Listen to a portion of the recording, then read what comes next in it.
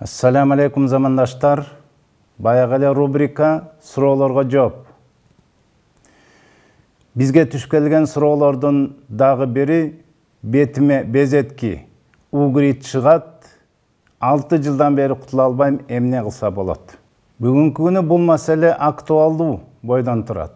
Эмне дегенде биздин көп жаштарыбыз, жаштар эмес, жаш өтүп калгандар деле ушул безетки бетине чыгып, ал ыңгайсыз абалга алып келип, өзүн ар нерседен алыстатып, уялууга алып келип, турмуштарда бусулуп, күйөөгө тийбей же аял албай жатканын көрүп атабыз. Бизде дарыгерлердин, окумуштуулардын изилдөөсү боюнча бул безетки 11 жаштан 15-16 жашка чейин аралыктагы жаштарга башталат, чыгып баштайт деп айтылат. Бирок бүгүнкү күнү биз 30 жаш, андан өтүп кеткендерден деле байкап атабыз. Эмне дегенде бул оору, бул ушундай дарт бүгүнкү күнү дагы деле толук изилдене элек. Жана толук дарылоого бүгүнкү күнү мүмкүнчүлүк аз экени көрүнүп турат. Бул ошол безеткинин пайда болушу себептерин айтылганда тукум куучулук жагынан генетикалык деп айтылат. Туура эмес мүнөздөмө тамактанбагандыктан деп айтылат. Гормондук жанагындай өзгөрүүлөр болгондо деп айтылат.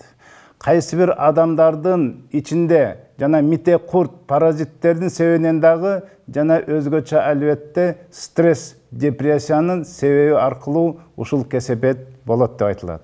Кантип дарыланабыз дегенде ага биздин сунушубуз эң биринчиси бул инфекция микробтун себебинен болгондуктан ар дайым бетти жакшы таза кармаш, жанагындай лосьон, кремдерди пайдаланып турса жакшыраак деп айтабыз. Жанагындай ушул оорунун себебин билип, ошо себеп менен күрөш аркылуу дагы көптөгөн диетологдор, косметологдор мүнөздөмө тамактануу, жанагындай тамактан майлуу куурулган, болбосо жанагындай ачуу, канемпир сыяктуу тамактарды, сүттөн келген азыктарды бул тамактануу азыктыгынан алып салып, дарылаган учурлар дагы бар, жок эмес. Ал эми биздин учурда, биздин клиникабыз дагы эмнени силерге сунуш кылат. Баягы ичти тазалаган пакет номер 1 деген мындай пакет. Мунун ичинде боорду жакшы иштете турган майлар, жанагындай мите курттардан башка инфекциядан арылта турган кристалл хинт, иммунитетти көтөрө турган кара зиретмин, жана албетте ичти бардык жана мусор, холестерин, паразит, токсин деген нерселерден тазалай турган сенномеканский деген дарыларды сунуш кылат элек. Мунун бардыгы иммунитетти көтөрүүгө алып келет. Андан тышкары хижама, кровопускание, кан чыгаруу.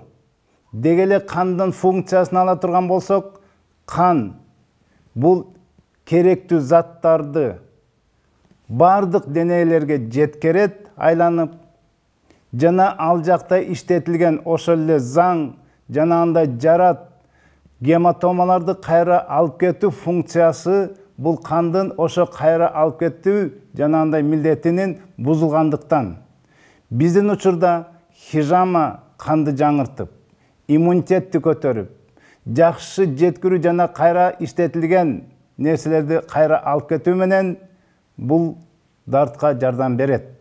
Жана биздин адистер, биздин хижама кылган докторлор бетке дагы косметологиялык хижамаларды дагы жүргүзүп жатат. Биздин кыргыздар баарыбыз билебиз. Көз тийипир, көз өтүп кеттир, сугу кирип кеттир деген бул дагы кесепеттин ушул оорудун алып келишине кесепети тийип атат деп да эсептейбиз. Мындан арылыш үчүн бизде учурлар өтө көп болгон, кайсы бир жарат болсо жана ушул безитки оорусунан дагы дем салуу менен моллолордун бетине үйлөп дем салуу менен бул оорудан арылгандарын да байкап атабыз. Урматтуу мусулман бир туугандар, Аллах шифа берүүчү, Куранга кайрылып, дем салган моллолорго кайрылып, жок дагы бизге келе турган болсоңор, бизде дагы дем салуу, ушу биздин клиникада молдолор бар. Дем салып жана көз тийүүдөн арылып, бул оорудан да кутулуп каларсыңар деп айтып, оорубагыла, жакшы калгыла. Ассаламу алейкум.